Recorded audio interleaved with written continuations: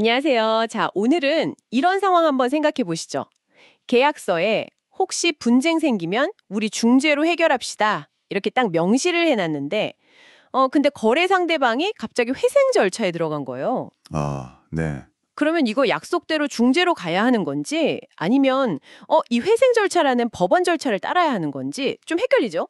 네, 정말 그럴 수 있습니다. 딱 그 지점, 그러니까 개인 간의 약속인 중재 합의랑요. 또 국가가 관여하는 공적 절차인 회생 절차. 이 두 개가 딱 부딪히는 아주 흥미로운 지점입니다. 그렇죠. 채권자 입장에서는 당장 내 권리 이거 어디서 어떻게 확인받아야 하지? 이 현실적인 고민에 빠지게 되거든요. 네네. 계약서만 맺고 중재원에 가야 하나 아니면 일단 회생 법원에 가야 하나 이 갈림길이 오늘 저희가 좀 깊게 파볼 이야기의 핵심입니다. 그러게요. 오늘 이 문제 저희한테 자료 보내주신 게 있는데 특히 서울회생법원의 양민호 부장판사님이 쓰신 채권 조사 확정 재판과 중재 절차라는 문건이 있거든요. 이걸 중심으로 한번 풀어가 보면 좋을 것 같습니다. 아, 네. 좋은 자료죠. 그러니까 한쪽은 아니 우리 약속했잖아. 중재 가야지. 이러고 다른 쪽은 아니다. 회생 들어갔으면 법원 절차 따라야 한다. 이렇게 딱 맞서는 구도군요. 정확합니다. 사적인 합의 그리고 공적인 절차 뭐가 우선이냐 이게 간단치가 않은 게 근본적으로 두 제도가 바라보는 방향이 좀 달라요. 방향이 다르다고요? 네, 그 회생 절차라는 건 사실 한두 사람 문제가 아니잖아요. 채무자 회사도 살리고 또 그 회사에 돈 받을 사람, 그러니까 채권자가 여럿일 텐데 그 여러 사람들의 이해관계를 좀 공평하게 또 효율적으로 조정하려는 공익적인 목적이 굉장히 강합니다.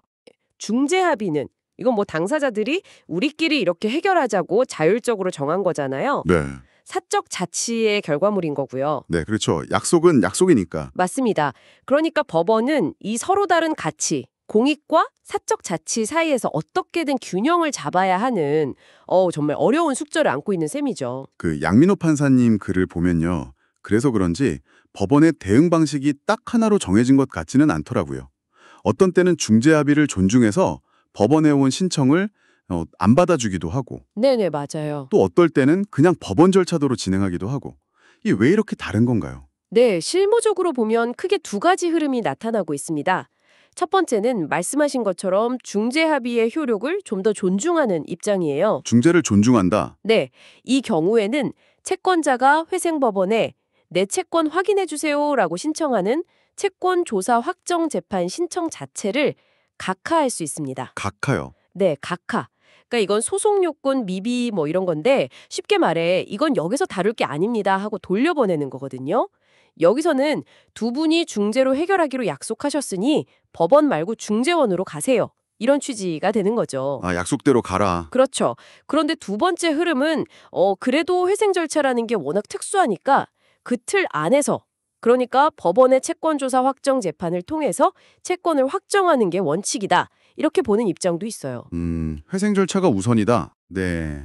물론 최근에는 특히 서울회생법원 같은 경우는 사안에 따라서 이 두 절차를 좀 조화롭게 운영하려는 뭐랄까 좀 더 유연한 시도들도 보이는 것 같고요. 그렇군요.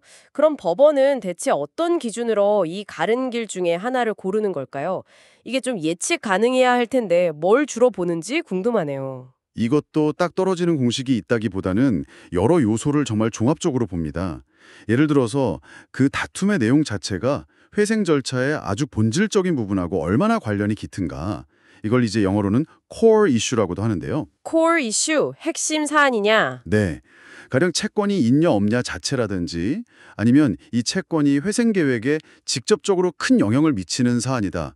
이러면 법원이 아무래도 직접 다룰 가능성이 높겠죠. 네. 근데 반대로 뭐 계약서의 어떤 세부 조항을 어떻게 해석할 거냐 이런 것처럼 상대적으로 좀 부수적인 문제, non-core issue라고 할 수 있는 것들은 중재로 보낼 여지가 좀 더 커지는 거고요. 아, 예를 들면 어떤 게 있을까요? 핵심이랑 비핵심.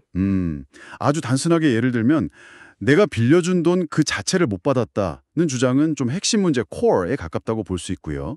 반면에 납품하기로 한 물건의 스펙이 계약서라고 좀 다르다. 뭐 이런 주장은 상대적으로 비핵심 문제, non-core로 볼 여지도 있겠죠. 물론 이것도 딱 잘라 말하기는 어렵지만요. 네네. 이해가 되네요. 또 다른 기준은 없나요? 아, 또 있죠. 그 채권에 대해서 나도 이의가 있다고 나서는 사람이 많은지 채권자가 여럿일 수 있으니까요. 그렇죠. 그리고 만약 중재로 보냈을 때 그 중재 절차가 너무 오래 걸려서 회생 절차 전체가 막 지연될 우려는 없는지, 이런 회생 절차의 신속성이나 효율성에 미치는 영향도 중요한 고려사항입니다. 아, 절차 지연 문제도 있군요. 네. 그래서 결국 가장 중요한 건 어떤 정해진 공식에 딱 맞추는 게 아니라 각 사건의 구체적인 맥락 속에서 가장 합리적인 해법을 찾아 나간다는 점인 것 같습니다. 자, 그럼 이 내용이 지금 듣고 계신 당신에게는 어떤 의미가 있을까요? 만약에 사업하시면서 계약서에 만약을 대비해서 중재조항 넣어야지 하고 딱 넣었는데 상대방이 덜컥 회생 신청을 해버리면 그 믿었던 중재조항이 어쩌면 무용지물이 될 수도 있다. 이런 얘기가 되는 건가요? 그렇죠. 바로 그 불확실성을 미리 알고 계시는 게 중요합니다. 내가 확실한 분쟁 해결 경로라고 생각했던 그 중재 합의가 회생이라는 예상치 못한 변수를 만나면 법원의 판단에 따라서 다른 길로 갈 수도 있다는 거죠. 물론 채권조사 확정 재판으로 가든 중재로 가든 최종 결과는 같을 수도 있어요. 채권이 인정되거나 안 되거나. 하지만 어떤 절차를 거치느냐에 따라서 내 권리를 확정받기까지 걸리는 시간이나 비용은 정말 크게 달라질 수 있거든요. 시간과 비용. 아, 이게 현실적으로 크죠. 네, 매우 중요하죠. 그래서 계약을 체결하실 때 물론 중재 조항의 장점도 많지만 이런 예외적인 상황이 발생했을 때 나타날 수 있는 법적인 불확실성까지도 한 번쯤은 고려해 볼 필요가 있다는 겁니다. 그렇군요.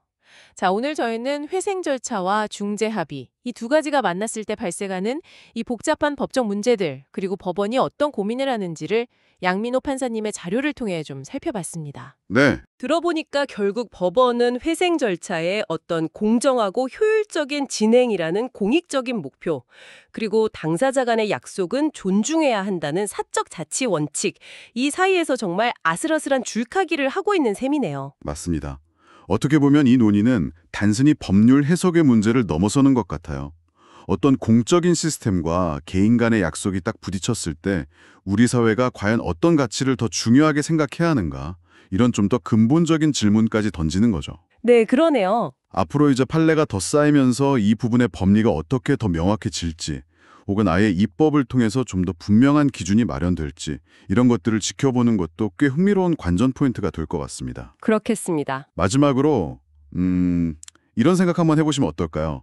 오늘 저희가 다룬 건 회생이라는 아주 특수한 상황이었잖아요. 이걸 떠나서 우리가 그냥 일상적으로 맺는 많은 계약들 속에 들어있는 그 중재 조항이라는 게 과연 늘 절대적인 짐을 가질까? 그 효력의 한계는 어디까지일까? 한 번쯤 곱씹어 볼 만한 질문이 아닐까 싶습니다. 네, 중재 조항의 효력 범위 생각해 볼 만한 좋은 질문을 던져주셨네요. 오늘 깊이 있는 이야기 감사합니다. 네, 감사합니다.